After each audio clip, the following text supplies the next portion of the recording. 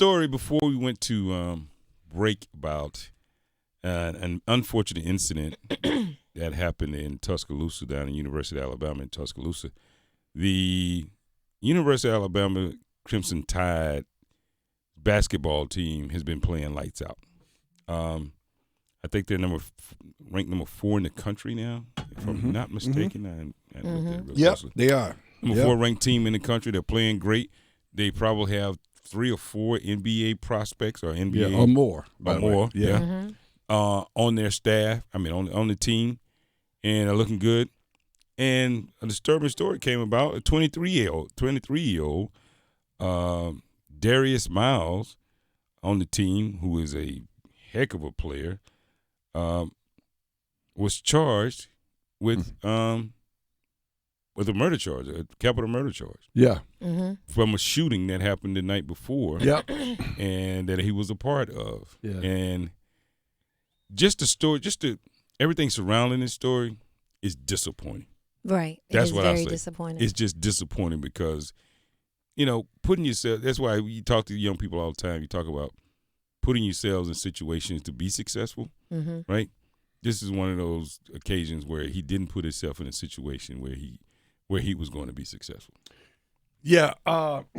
If I can, let me try to paint this picture. I just, during the break, I did some more reading. This is crazy.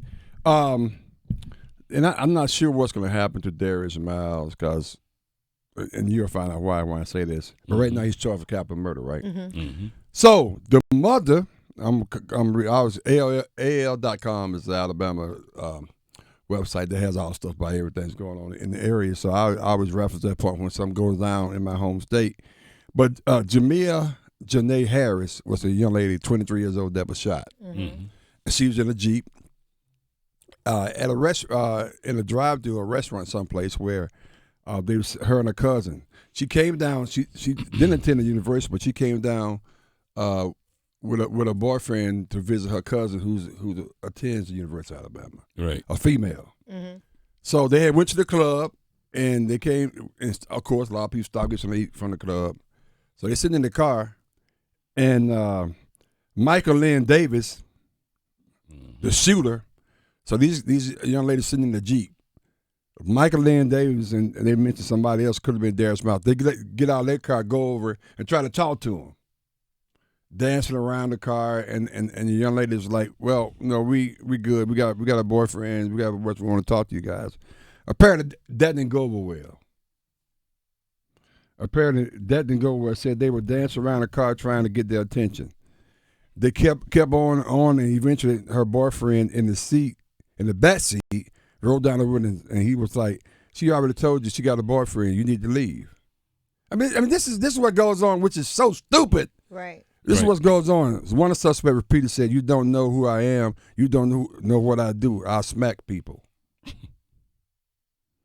I'm not sure which one was saying what, but the guy kept saying, "I smack people. You don't know who I am." So Harris's boyfriend, Jamel Harris, the one that got killed, told the group of people with them that it was time to leave. Right. He didn't feel comfortable. Something might happen. She said, he was like, "Let's get out of here." They were still waiting for their food, so they didn't leave, which, unfortunate. It was then heard that her daughter and the others got intentionally blocked in from leaving. So they blocked them in from leaving. He walked up to the car and pulled a gun. She said Harris' boyfriend had a gun as well, which is probably not good. And the gunfire started taking off. And that's how Harris got killed. They didn't even know each other. Right. Listen to me now. It ain't like they had a beef at the club or somebody crossed over from them and they had a road race. They at the doggone restaurant getting food and they see these women in the car. So these guys are rolled out of there and try to get their attention, dance around the car and talking about. Then the dude from Maryland, whoever, Darius, the guy who said I smack people was the guy who shot him. Right. But the gun was provided by Darius. Michael Lynn Davis. Yeah, right. And the gun was provided by Darius Miles. Somebody tell me where this makes sense anywhere. Now, It doesn't. None of Harris's people, the report says none of them actually exited the vehicle at any time. Mm-mm. So they shot into the vehicle. So Yeah. Even during the altercation, nobody exited the vehicle on their side. Right. So, like you said, they had to go get out of their car and walk back over to the Right. Jeep. Right. Yeah. So and the only reason I bring this up because I just really want to highlight how sad and how unfortunate certain things are. Now, Miss Michael Lynn Davis was not on the team. I'm assuming he was a childhood friend. Right, just a friend from DC of Miles. he's from Miles is from Washington D.C. Mm-hmm. Someone he knows or what have you. Maybe it's cousin. I don't know. But you going taking that all the way to Tuscaloosa. Yeah. Which it just makes no sense to me to have that type of unfortunate, senseless activity going on when it really. I mean, it's nothing. It doesn't even matter. And why would you be a part of that? Yeah, maybe he took his weapon, while he was in the car and got out of the car with it.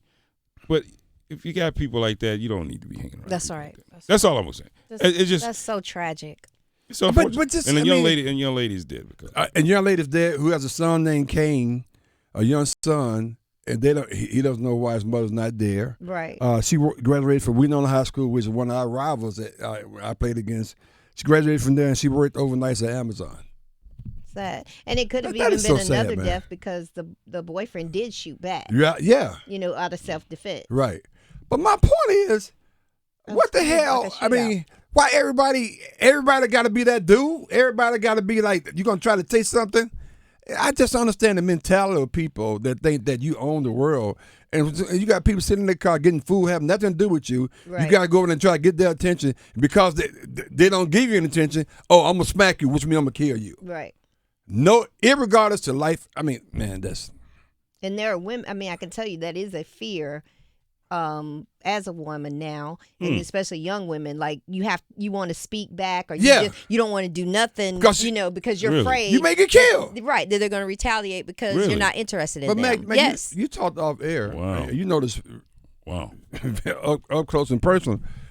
What is up with people going getting these that demographic getting guns and things of that nature? What is up with that, man? Well, some of it is they it's I would say a fad or whatever you want to call it, but it's a part of a younger culture now because they grew up with it in the video games. Mm-hmm. Like a lot of people will come in, they know certain styles, certain types of firearms, certain types of weapons, and I'm thinking, how would you possibly know what this is? And they know it from a video game. Wow. Because the video games have very descriptive replicas in them about what they all are, how what type of ammunition they use, et cetera, et cetera. And a lot of young people grew up playing these video games that have this type of description, and that's how most of them, honestly, that's how they knew. And you know what? Just took that even further, which I thought it was an interesting take. I heard on a show. That demographic, they grow up playing video games. So in some video games, there's a lot of violence in them. Right. But when you shoot somebody and hit reset, that person is still, becomes alive again. And they play. So some people, their mentality, they you shoot somebody. I know that may sound crazy, but people may actually be visualizing things of that nature. Well, you think they like, well, I just kill them, they'll come back. They're looking at death differently. Yes. Well, they don't That's a better process way the of saying it. finality of it. Yes. Mm-hmm. That's a better way of saying it. Until Absolutely. the handcuffs come. Yeah. Well, that's honestly, most still they don't even process the finality of that. And by the way, you can look it up. There's a GoFundMe page that I have out there for Jamil and that situation. It's just tragic. And that's interesting. But I didn't think about what you just said. Like that's a real definitely. At a stoplight, they blow the horn. I'm like, we got dollars, so that I got interests me a a bit daughter. too. Yeah. I'm a woman we myself. All have, we all have daughters, so that alone interests me. Like don't want to make eye contact with people. Right. Definitely don't want to get in no confrontation. Or I got a man. No, you just smack you. Like, really. That's and go on. That's unfortunate. Well, actually, that's deep, man. Actually, it's making me mad. But you got daughters, right? I'm just thinking about it. Because I don't understand I guess if it's no, if it's no, it's yes. I mean, it doesn't matter. Everybody can ask, right? Mm-hmm. That doesn't matter. But the rest of it seems to me, it just seems to operate with a sense of entitlement where you're trying to impose your will on people. Impose your will. And I don't really subscribe to that. That really bothers me. So absolutely. And at